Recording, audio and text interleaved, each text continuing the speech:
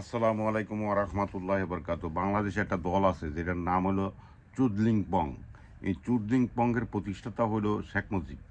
কারণ শেখ মুজিব দেখেন এই চুদলিং পঙ্গেরদের কাজটা হলো কি নেশা খাওয়া, নেশা বিক্রি করা এবং সুযোগ পাইলে ব্যাংক ডাকাতি করা, চুরিদারি, লুটপাট, অর্থ পাচার করা এই চুদলিং পংদের কাজ। এবং এটার মূল প্রতিষ্ঠাতা কিন্তু ছিল শেখ মুজিব। কারণ শেখ মুজিব নিজেও লুটপাট করছে, তার দলের লোকও লুটপাট করছে। আটটা তাই সে একটা গ্রুপ বার করছিল চুদলিং চুদলিং পং রক্ষী বাহিনী। এই রক্ষী বাহিনী কিন্তু সারা বাংলাদেশে লুটপাট করছে। কিন্তু দুঃখের ব্যাপার হলো এই চুদলিং পঙ্গের কিন্তু একটা স্বভাব আছে। চুদলিং পঙ্গের নেতা যখন মইরা যায় বা কেউ মাইরা লায় কোনো বিপদও পড়ে চুদলিং পঙ্গেরা কিন্তু আসে না, সব দৌড়ে পালায় ঢাকা। কারণ মানে এটা চোর টাকাদের দল না, এরা তো প্রকাশ্যে আসতে পারে না। তো এই চুদলিং পঙ্গের মূল চাবিকাঠি হইল ভারতের হাতে।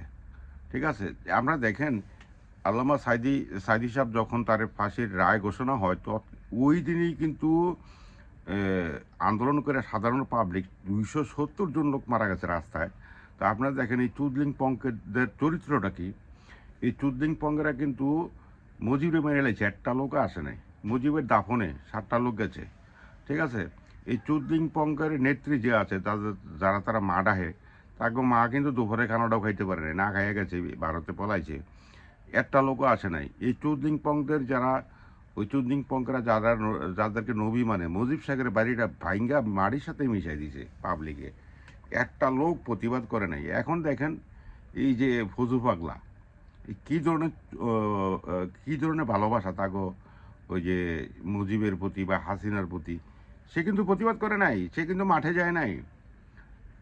এই যে মাহিয়া মাহিয়া আছে, শাওন আছে, দেখেন এই যতগুলি বেচরিত্র বেজন্মা আছে না, এগুলি হলো এই চুদলিং পঙ্গের দলের লোক।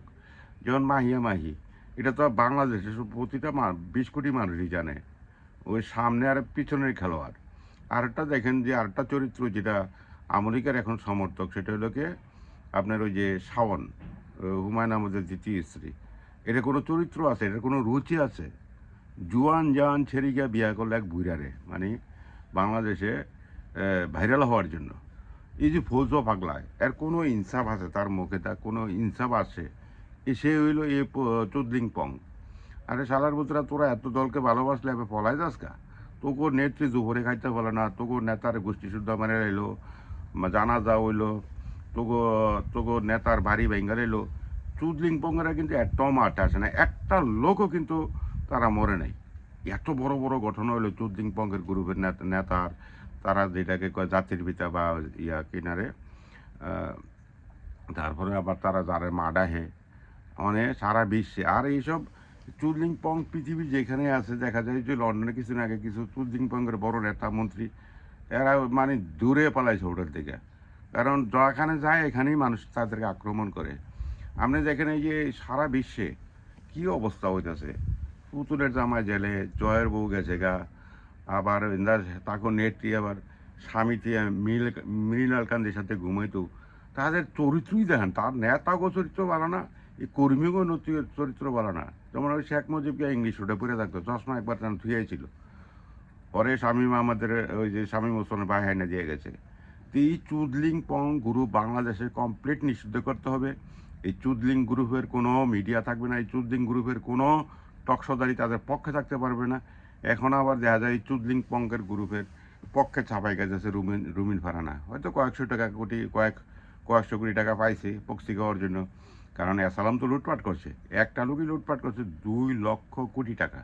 তো এদের তো টাকার অভাব নাই, ওই জায়গায় জায়গায় টাকা ছাড়ছে, আমতারিকারে ছাড়ছে, আবার চুদলিং পঙ্গরে ছাড়ছে, আবার ওই মাসুদ কামাল, ডক্টর জাহিদ এগো ছাড়ছিল এই চুদলিং পং, আবার নুরারে ছাড়ছে, রাশেদ ছাড়ছে।